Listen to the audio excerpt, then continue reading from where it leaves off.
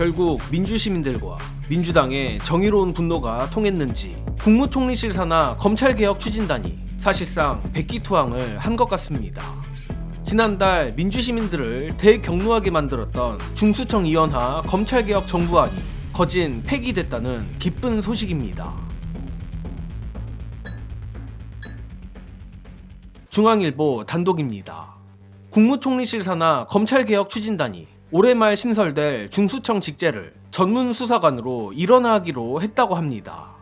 이뿐 아니라 중수청의 수사 범위를 당초 9대 범죄에서 6대 범죄로 축소했는데 다만 검찰총장 명칭은 위헌 등의 문제로 유지하는 방향으로 가닥이 잡혔으며 여권 핵심 인사에 따르면 추진단은 이 같은 내용을 민주당에도 보고했다고 전했습니다. 혹시나 대뜸 중수청 일원화, 이원화라 말하면 이해가 안 될 수도 있으니 일부 필요한 설명을 드리자면 먼저 지난달 총리실 산하 추진단이 정부안이라고 입법 예고했던 중수청 법안이 바로 직제 이원화입니다. 아마 봉욱 민정수석 얘기를 하면 금방 떠올리실 텐데 맞습니다.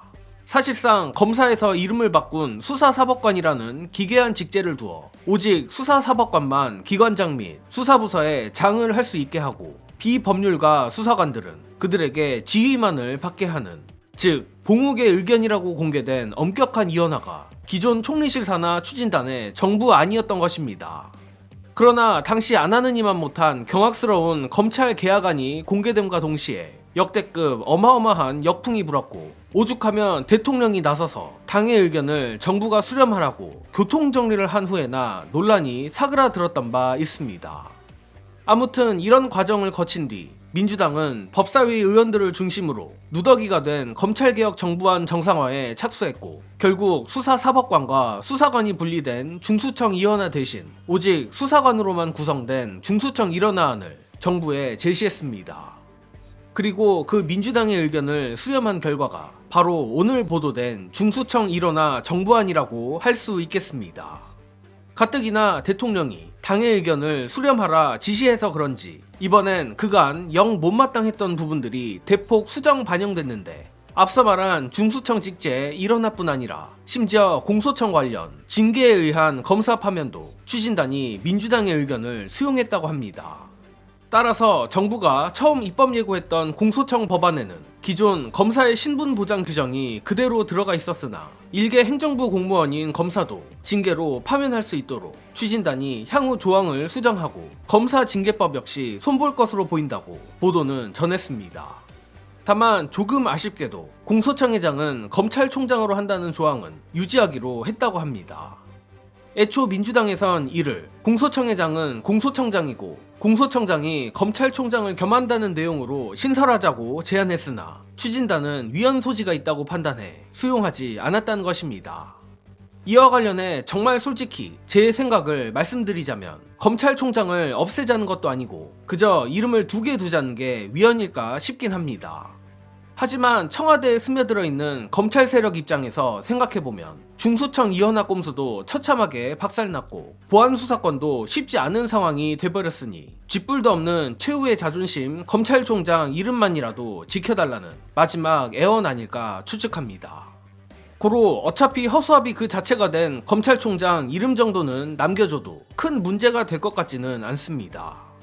그런데 다 좋은 이 보도 중에 아주 조금 마음에 안 드는 부분이 있습니다. 바로 중수청 이원화 관련 민주당에서 강경파 중심으로 반대 여론이 일었다는 식으로 쓴 부분입니다. 물론 조중동의 중앙일보라 그런가 보다 하지만 마치 대다수 민주시민들을 강경 지지자인 것처럼 말하는 것도 그렇고 까놓고 말해 민주당 김용민 의원을 겨냥한 것으로 보이는데 더욱이 김용민 의원은 검찰에게 검찰총장 명칭조차도 남겨두면 안 된다는 입장을 여러 번 피력한지라 저로선 강경파라는 단어에 의도가 있다고 느꼈습니다. 그리고 저는 그 의도가 보안수사권 사수에 있다고 생각합니다. 특히 보안수사권은 중수청, 공소청 관련 정부조직법이 아니라 향후 형사소송법에서 다뤄야 하는 문제라 민주당이 못을 받긴 했지만 여전히 불안불안한 상태이며 정부 쪽 익명 관계자 말로 이상한 보도들이 나오고 있습니다. 즉 강경파 김용민 의원과 합리적인 청와대 내 검찰 세력 간의 대리 프레임으로 모는 느낌이 든다는 겁니다. 고로 지금으로선 이렇다 저렇다 화가 날 순 없지만 이번 중수청 문제뿐 아니라 향후 있을 보안수사권 문제도 민주시민들과 민주당이 힘들겠지만 꼭 매듭을 지었으면 합니다. 끝으로 이와 관련해 왜 저렇게 검찰이 보안수사권을 사수하려는지, 정말 보안수사권이 단순히 보안수사로만 끝나는 것인지에 대한 김용민 의원의 의미심장한 경고 영상으로 안내드리며 이번 소식은 여기서 마칩니다. 영상 봐주신 여러분 감사합니다.